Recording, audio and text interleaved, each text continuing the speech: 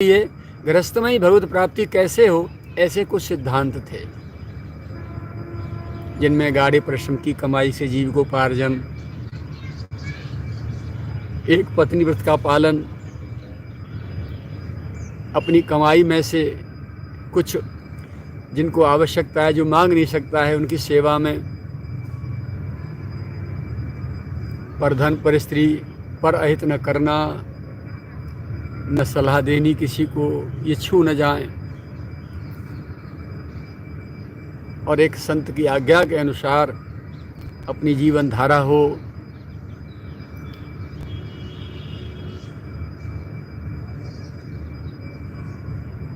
तो वो सोचने लगा, साधक और सारी चीज़ें तो मेरे आचरण में हैं, लेकिन मैं गृहस्थ हूँ।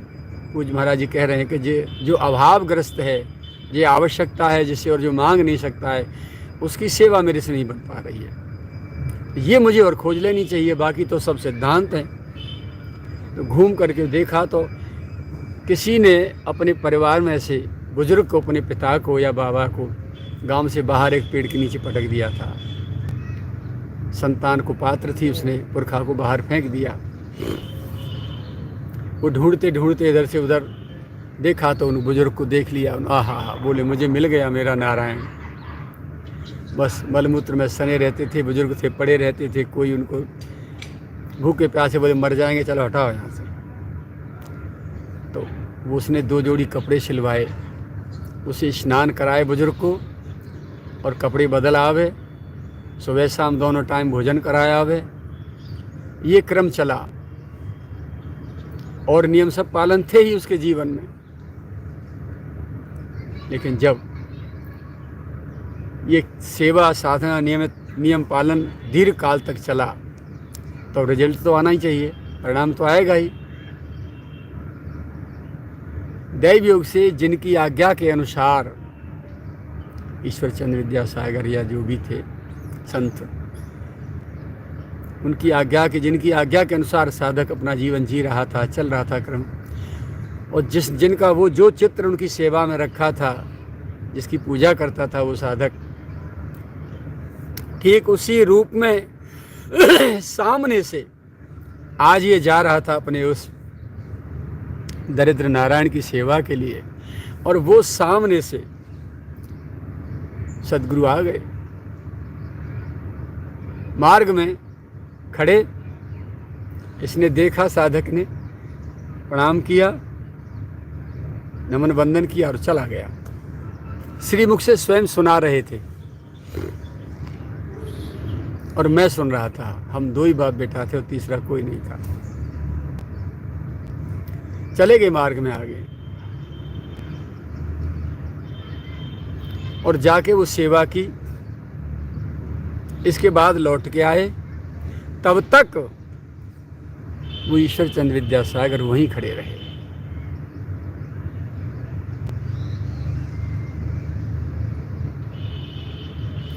मेरे से नहीं रहा गया। मैंने कहा, कृपानाथ, जिनके लिए हम साधना कर रहे हैं, जिनकी प्राप्ति के लिए, वो प्राणनाथ आज हमारे सामने उपस्थित हो गए। यदि हम 2 क्षण रुक करके उनको आसन देकर बिठाए जाते, प्रणाम कर जाते, और फिर सेवा करके बाद में आते, और तब फिर जी भर के उनकी गोदी में सिर धर के रो लेते, तो क्या बिगड़ जाता? बाबा बोले नहीं। मेरे तर्क पे उन्होंने कहा, बोले नहीं, जिस साधना के आचरण करने से ये आज प्रकट होके आए हैं, तो अब जाने वाले तो है नहीं।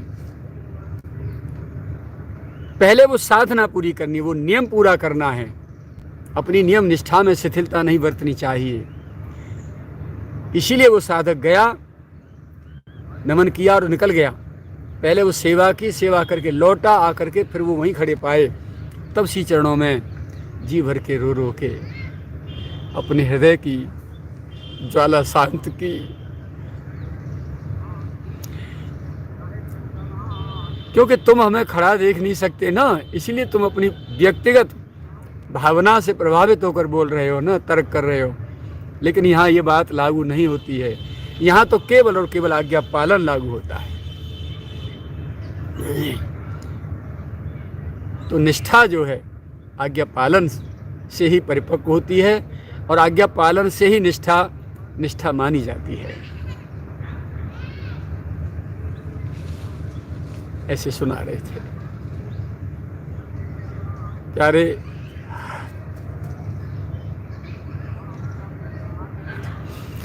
अब जिधर आंख जाती है खाली खाली दिखाई देता है।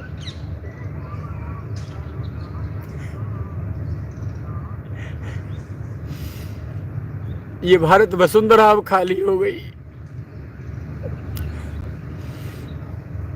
अब महापुरुष नहीं रहे। पूर्णावतार में तो रामकृष्ण का,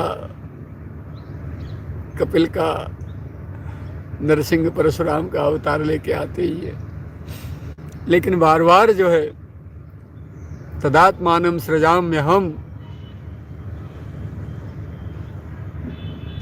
करके जो आते हैं अब वो भी दिखाई नहीं दे रहा।